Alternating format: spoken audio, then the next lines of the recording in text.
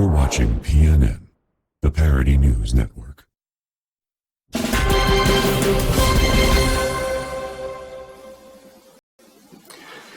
Hello and welcome to PNN. I'm Arthur Hugworth. We have breaking news at the top of the hour. Sources telling us that 4 children are dead after a trip to a local factory. We go straight to senior PNN correspondent Harper Plugworth. Harper, what have you heard? That's right, Arthur. Bizarre details coming in right now about these gruesome deaths. 4 children, all under the age of 11, all dead today after a much publicized visit to Willy Wonka's chocolate factory. And we've just learned their names as well as the horrifying way they died. Some of our more sensitive viewers may want to leave the room. Augustus Gloop from Germany was boiled alive in the factory's fudge room. Veruca Salt from the UK and possibly her father dropped down a garbage chute into a trash bin. Violet Beauregard of Miles City, Montana, squeezed to death in a juicing room. And Mike Teevee of Marble Falls, Arizona, pulled apart in a taffy puller. Excuse me. The fate of a 5th child on the tour, Charles Bucket, is as yet unknown. Wow, horrifying stuff, Harper. Tell me, has Mr. Wonka been charged with any crime in connection with these deaths? Well, Arthur, as I understand it, Mr. Wonka has been questioned by authorities, but to this point has not been charged with anything. Right now, the deaths are being treated as accidents, and evidently the children signed some sort of contract before they began the tour, indemnifying Mr. Wonka against any accidents, floods, fire, frost, or frippery. Legal teams are now hard at work examining the contract, questioning whether children could legally have signed it. And one attorney I spoke with said it was slow going because, quote, the print at the bottom is so small. Arthur? Thank you, Harper. Please keep us posted. We're going to go straight to PNN senior cultural correspondent Martha Tugworth. Martha, tell me, what do we know about this Willy Wonka? Mostly just rumors, Arthur, but many of those rumors profoundly unsettling. Of course, as you know, Wonka has been a notorious recluse, only recently opening his factory to the outside world, and then only to 5 children and their guardians.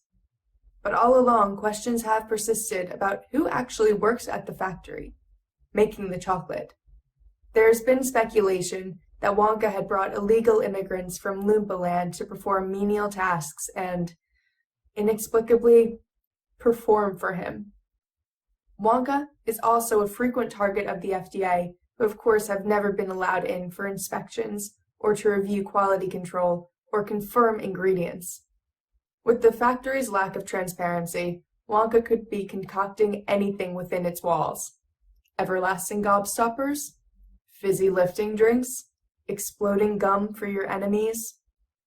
No one can say for sure. Arthur. All right, thank you, Martha. I'm going to bring in our senior mental health correspondent, Carter Blugworth. Carter, can you speculate on why Wonka would open his factory to such a small group, and why now? Well, Arthur, the answer to that question is undoubtedly multi-layered, but at its heart, I think, is Wonka's deep isolation. You'll recall what happened to Jack Nicholson's character in The Shining just after a few months of isolation, and with Wonka, we're talking years, decades even, of having no human contact that we know of. And how would that type of intense isolation manifest itself? Well, first, you're looking at a pathological need for attention, which would explain Wonka's golden ticket contest that brought him the focus of really the entire world. But you'd also have a deep mistrust and paranoia, which would explain why he allowed such a small group of individuals within his safe space. Perhaps he only brought in children because he thought they'd be less likely to steal his secrets. And then finally, you're going to have a cognitive dissonance, a sort of disconnect from the real world that could manifest itself in a myriad of ways, from Wonka doing a somersault after pretending to be lame, to randomly quoting literary works, to yelling at a child that he had lost a contest when in fact he had won it. Arthur? Okay, thank you, Carter. Some dark and disturbing stuff right there. Okay, I'm being told that Charles Bucket, the young man who to this point has been unaccounted for, has just posted a tweet. It reads, quote, "Remember what happened to the man who suddenly got everything he ever wanted. He lived happily ever after. Hashtag Grandpa Joe, we did it. Hashtag mine all mine." I'm going to bring in our social media expert, Parker Mugworth. Parker, what do you make of this? Well, Arthur, the tweet by itself doesn't tell us much, but take a look at what Charles just posted to Instagram. It appears to be an image taken from high above Wonka's factory with the message, "I'm the new Wonka bitches. Grandpa George, Grandma Georgina, Grandma Josephine, get ready for your own beds. Hashtag moving on up." Of course, until we have confirmation of the story from a reliable source. I would speculate that Wonka activated some sort of Wonka-vator. I'm sorry to interrupt, Parker, but a Wonka-vator? Yes, something like an elevator, but where an elevator can only go up and down. A Wonka-vator can go sideways and slant ways and long ways and back ways and square ways and front ways and any other ways you can think of. Now, I'm guessing that Wonka took Charles in this Wonka-vator through the glass roof of his factory and told him something along the lines of, "I can't go on forever and I don't really want to try, so the factory is yours, Charles. You can move it immediately."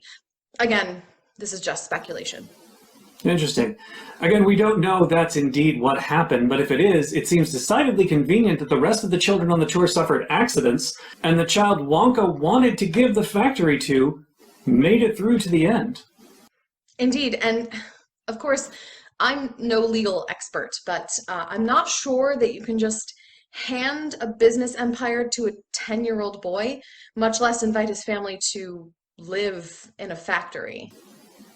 Excellent points, Parker. As always, thank you. We will stay with this story and bring you the latest updates as we have them. Stay tuned. We'll be right back.